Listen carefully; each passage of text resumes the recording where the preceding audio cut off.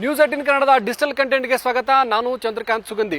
ಈಗಾಗಲೇ ದೇಶಾದ್ಯಂತ gas emergency ಸೃಷ್ಟಿಯಾಗಿರ್ತಕ್ಕಂಥದ್ದು. ಬಹುತೇಕ ಕಡೆಗಳಲ್ಲಿ ಗ್ಯಾಸ್ಗಾಗಿ ಜನ ಪರದಾಡ್ತಾ ಇದ್ದಾರೆ. ಈ ನಡುವೆ ಏನಂತಂದ್ರೆ ಒಂದು ಬ್ಯಾನರ್ ಪೋಸ್ಟರ್ ವಾರ್ ಆರಂಭವಾಗುವಂತ ಲಕ್ಷಣಗಳು ಕಂಡು ಬರ್ತಾ ಇದೆ. ಇದು ಮತ್ತೊಮ್ಮೆ ಏನು ಅಂದ್ರೆ ಜಾತಿ ಮತ್ತು ಧರ್ಮಗಳ ನಡುವಿನ ಸಂಘರ್ಷಕ್ಕೆ ಕಾರಣ ಆಗುತ್ತಾ ಅಂತಕ್ಕಂಥ ಪ್ರಶ್ನೆಗಳು ಮೂಡಿವೆ. ಅದಕ್ಕೂ ಮೊದಲು ಈ ಸ್ಟೋರಿ ಅಂತ ಹೇಳ್ತೀನಿ. ಅದಕ್ಕೂ ಮೊದಲು ನ್ಯೂಸ್18 ಕನ್ನಡದ ಯೂಟ್ಯೂಬ್ ಚಾನಲ್ನ ಸಬ್ಸ್ಕ್ರೈಬ್ ಮಾಡಿ, ಹಾಗೆಯೇ ಬೆಲ್ ಐಕನ್ ಒತ್ತೋದನ್ನ ಮರೆಯಬೇಡಿ.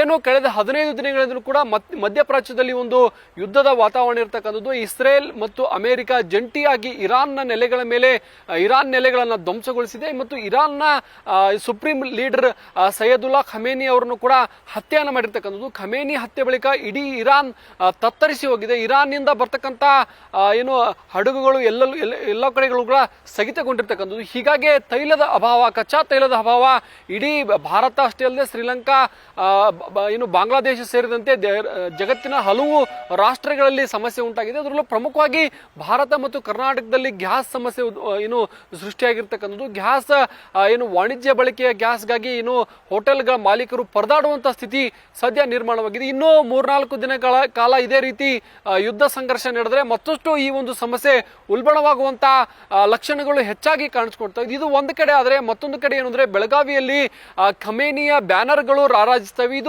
ಹಿಂದೂ ಪರ ಸಂಘಟನೆಗಳ ಆಕ್ರೋಶಕ್ಕೆ ಕಾರಣವಾಗಿರ್ತಕ್ಕಂಥದ್ದು. ಅದರಲ್ಲೂ ಪ್ರಮುಖವಾಗಿ ಗಾಂಧಿನಗರ, ಉಜ್ವಲ್ ನಗರ, ಹಳೆ ಗಾಂಧಿನಗರ, ಹಾಗೇನೆ ಮಾರುಕಟ್ಟೆ ಪ್ರದೇಶದ ಹಲವು ಕಡೆಗಳಲ್ಲಿ ಖಮೇನಿಯ ದೊಡ್ಡ ದೊಡ್ಡ ಭಾವಚಿತ್ರಗಳನ್ನು ಹಾಕಲಾಗಿದೆ. ಏನು ಖಮೇನಿಯನ್ನ ಮುಸ್ಲಿಂ ರಾಷ್ಟ್ರಗಳಲ್ಲೇ ಒಪ್ಕೊಳ್ತಾ ಇಲ್ಲ, ಆದರೆ ಬೆಳಗಾವಿಯ ಮುಸ್ಲಿಮರು ಯಾಕೆ ಖಮೇನಿಯನ್ನ ವೈಭವೀಕರಿಸಿದ್ದಾರೆ ಅಂತಕ್ಕಂಥ ಪ್ರಶ್ನೆಯನ್ನ ಈಗ ಹಿಂದೂ ಪರ ಹೋರಾಟಗಾರ ಮತ್ತು ಶ್ರೀರಾಮ ಸೇನೆಯ ಮುಖ್ಯಸ್ಥ ಪ್ರಮೋದ್ ಮುತಾಲಿಕ್ ಕೇಳ್ತಾ ಇರ್ತಕ್ಕಂಥದ್ದು. ಇದು ಬೆಳಗಾವಿಯಲ್ಲಿ ಮತ್ತೊಮ್ಮೆ ಏನು ಬ್ಯಾನರ್ ವಾರ್ನ ಸಂಘರ್ಷಕ್ಕೆ ಮುನ್ಸೂಚನೆ ಅನ್ನೋ ರೀತಿಯಲ್ಲಿ ಇದು ಕಂಡು ಬರ್ತಾ ಇದೆ. ಏನು ಸುಭಾಷ್ ನಗರ ಆಗಿರ್ಬೋದು, ಹಲವು ಕಡೆಗಳಲ್ಲಿ ದೊಡ್ಡ ದೊಡ್ಡ ಖಮೇನಿಯ ಫೋಟೋಗಳನ್ನು ಹಾಕಿರ್ತಕ್ಕಂಥದ್ದು. ಏನು ಭಾರತಕ್ಕೂ ಮತ್ತು ಖಮೇನಿಗೂ ಏನು ಸಂಬಂಧ?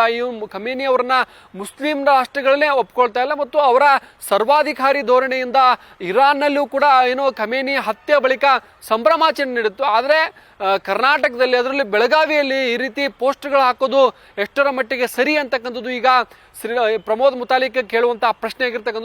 ಈ ಒಂದು ವಿಚಾರ ಸಂಬಂಧಪಟ್ಟಂತೆ ಇತ್ತೀಚೆಗೆ ಬೆಳಗಾವಿ ನಗರ ಪೊಲೀಸ್ ಆಯುಕ್ತ ಭೂಷಣ್ ಬೋರ್ಸೆ ಅವರನ್ನು ಕೂಡ ಭೇಟಿಯಾಗಿ ದೂರನ್ನ ಕೊಟ್ಟಿದ್ರು. ಎಲ್ಲೆಲ್ಲಿ ಬ್ಯಾನರ್ಗಳನ್ನು ಹಾಕಿದ್ದೆ ಅವುಗಳನ್ನ ತಕ್ಷಣ ತೆರವುಗೊಳಿಸಿ ಅಂತೇಳಿ ಆಗ್ರಹಿಸಿದ್ರು. ಅದಾದ ಬಳಿಕವೂ ಕೂಡ ಬ್ಯಾನರ್ಗಳ ಸಂಖ್ಯೆ ಹೆಚ್ಚಾಗಿರ್ತಕ್ಕಂಥದ್ದು ಇದು ಸಾಕಷ್ಟು ಆಕ್ರೋಶಕ್ಕೆ ಕಾರಣವಾಗಿದೆ. ಈಗ ಏನು ಶ್ರೀರಾಮ್ ಸೇನೆ ಮುಖ್ಯಸ್ಥ ಪ್ರಮೋದ್ ಮುತಾಲಿಕ್ ಕೊನೆ ಎಚ್ಚರಿಕೆಯನ್ನು ಕೊಟ್ಟಿದ್ದಾರೆ. ಒಂದು ವೇಳೆ ಈ ಒಂದು ಬ್ಯಾನರ್ಗಳನ್ನು ತೆರವು ಮಾಡದೇ ಇದ್ದಲ್ಲಿ ನಾವು ಇವತ್ತು ಅಥವಾ ನಾಳೆಯ ಒಳಗಾಗಿ ನಾವು ಕೂಡ ಬ್ಯಾನರ್ಗಳನ್ನು ಹಾಕ್ತೀವಿ. ಅದರಲ್ಲಿ ಪ್ರಮುಖವಾಗಿ ಏನು ಅಂತಂದ್ರೆ ಛತ್ರಪತಿ ಶಿವಾಜಿ ಮಹಾರಾಜರು ಏನು ಎದೆ ಸೀಳಿದಂತಹ ಫೋಟೋಗಳನ್ನ, ಮತ್ತೊಂದು ಕಡೆ ಏನು ಅಂತಂದ್ರೆ ಏನು ಇಸ್ರೇಲ್ನ ಪ್ರಧಾನಿಯ ಫೋಟೋಗಳನ್ನು ಕೂಡ ನಾವು ಹಾಕ್ತೇವೆ. ಇದಕ್ಕೆ ಖಮೇನಿಗೆ ಪರ್ಯಾಯವಾಗಿ ನಾವು ಪೋಸ್ಟರ್ ಮತ್ತು ಬ್ಯಾನರ್ಗಳನ್ನ ಹಾಕ್ತೇವೆ ಅಂತಕ್ಕಂಥ ಎಚ್ಚರಿಕೆಯನ್ನ ನೀಡಿರ್ತಕ್ಕಂಥದ್ದು. ಈಗ ಪೊಲೀಸ್ ಇಲಾಖೆ ಈ ನಿಟ್ಟಿನಲ್ಲಿ ಯಾವ ರೀತಿ ಕ್ರಮ ಕೈಗೊಳ್ಳುತ್ತೆ ಅಂತಕ್ಕಂಥದ್ದು ಕಾದು ನೋಡ್ಬೇಕು. ಯಾಕಂದ್ರೆ ಬೆಳಗಾವಿಯಲ್ಲಿ ಈಗ ಮುಂದಿನ ಕೆಲವೇ ದಿನಗಳಲ್ಲಿ ರಂಜಾನ್ ಮತ್ತು ಯುಗಾದಿ ಹಬ್ಬ ಎರಡೂ ಕೂಡಿ ಬಂದಿರತಕ್ಕಂಥದ್ದು. ಇಲ್ಲಿ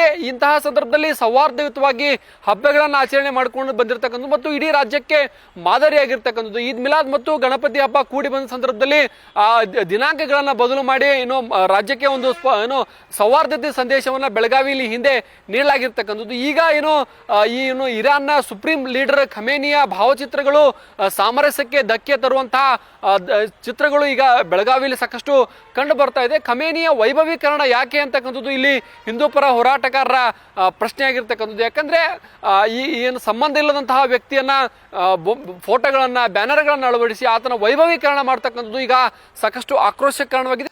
ಖೊಮೈನಿನ ಕಟೌಟ್ ಹಾಕ್ತಾರೆ, ಅಂಥವ್ರ ಜೊತೆಗೆ ವ್ಯಾಪಾರ ವ್ಯವಹಾರ ಮಾಡ್ತಾರೆ. ಎಲ್ಲಿದೆ ಸ್ವಾಭಿಮಾನ ಹಿಂದೂ ಸಮಾಜಕ್ಕೆ ನಾನು ಕೇಳ್ತಾ ಇದ್ದೇನೆ.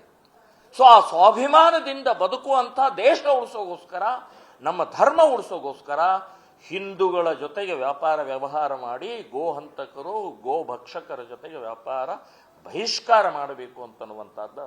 ಇನ್ನು ಖಮೇನಿ ಚಿತ್ರ ಹಚ್ಚಿದರೆ ನಾನು ವಿರೋಧ ಮಾಡಿದ್ದೀವಿ. ನಾವು ಇವತ್ತು ಅಥವಾ ನಾಳೆ, ಇವತ್ತೇ ಒಂದು ಇದು ಇಸ್ರೇಲಿನ ಪ್ರಧಾನಿ ಫೋಟೋವನ್ನು ಹಚ್ತೀವಿ. ನೆತ್ಯಾನ್ ಅವ್ರ ಫೋಟೋ ಹಾಕ್ತೀವಿ.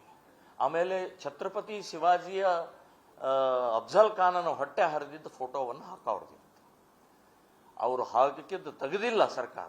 ನಾಳೆ ಇಲ್ಲಿಯ ಮುಸ್ಲಿಮರಿಗೆ ಕೇಳ್ತೀನಿ, ಇಲ್ಲಿಯ ಸರ್ಕಾರಕ್ಕೆ ಕೇಳ್ತೀನಿ, ಇಲ್ಲಿಯ ಆಡಳಿತ ಮಂಡಳಿಯವ್ರಿಗೆ ಕೇಳ್ತಾ ಇದ್ದೀನಿ. ನಾವು ಖೊಮೈನಿ ಮತ್ತು ನಮ್ದು ಭಾರತದ್ದು ಮತ್ತು ಇರಾಕದ್ದು ಏನಾದರೂ ಯುದ್ಧ ಆಯ್ತರೆ ಅವಾಗ ಯಾರ ಪರವಾಗಿ ನಿಂತ್ಕೊಳ್ತಾರೆ ಇಲ್ಲಿಯ ಮುಸ್ಲಿಮರು? ಇವತ್ತು ಖೊಮೈನಿದು ಫೋಟೋ ಹಾಕಿದ್ದಾರೆ ಅಂತ ಅನ್ನುವಂಥದ್ದು ಒಂದು ಪ್ರಜ್ಞೆ ಬೇಡ ಪೊಲೀಸ್ ಡಿಪಾರ್ಟ್ಮೆಂಟ್ಗೆ. ಅದನ್ನು ತೆಗಿಬೇಕು ಅಂತನ್ನುವಂಥದ್ದು ದೇಶದ್ರೋಹಿ ಕೃತ್ಯ ಅಂತ ಅನ್ನೋದು ಗೊತ್ತಾಗ್ತಾ ಇಲ್ಲ. ನಾವು ಇವತ್ತು ಛತ್ರಪತಿ ಶಿವಾಜಿ ಮಹಾರಾಜರ ಫೋಟೋ ಮತ್ತು ನೇತಿಹಾನ್ ಫೋಟೋವನ್ನು ಹಾಕೋದು ಅಂತ ನಿಶ್ಚಯ ಮಾಡಿದ್ದೀವಿ. ಸೊ ಈ 4-5 ಕಡೆ ಹಾಕ್ತೀವಿ. ಅದನ್ನು ನಾವು ನಿಶ್ಚಯ ಮಾಡ್ತೀವಿ. ಇವತ್ತೇ ಹಾಕ್ತೀವಿ, ಇವತ್ತ ಸಾಯಂಕಾಲ ಹಾಕೋಣ.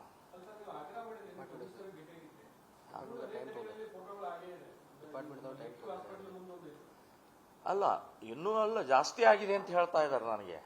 ಅವ್ರು ಇನ್ನೂ ಒಂದು 4-5 ಜಾಸ್ತಿ ಹಾಕಿದ್ದಾರೆ ಅಂತ ಅನ್ನೋದು ಗೊತ್ತಾಗಿದೆ. ಅಲ್ಲ, ಟೈಮ್ ಏನು ಮುಹೂರ್ತ ನೋಡ್ತಾ ಇದ್ದೀರಿ?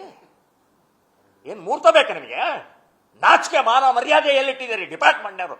ಏನು ಸಗಣಿ ತಿಂತಾ ಇದ್ರಿ? ಕತ್ತೆ ಕಾಯ್ತಾ ಇದ್ರಿ?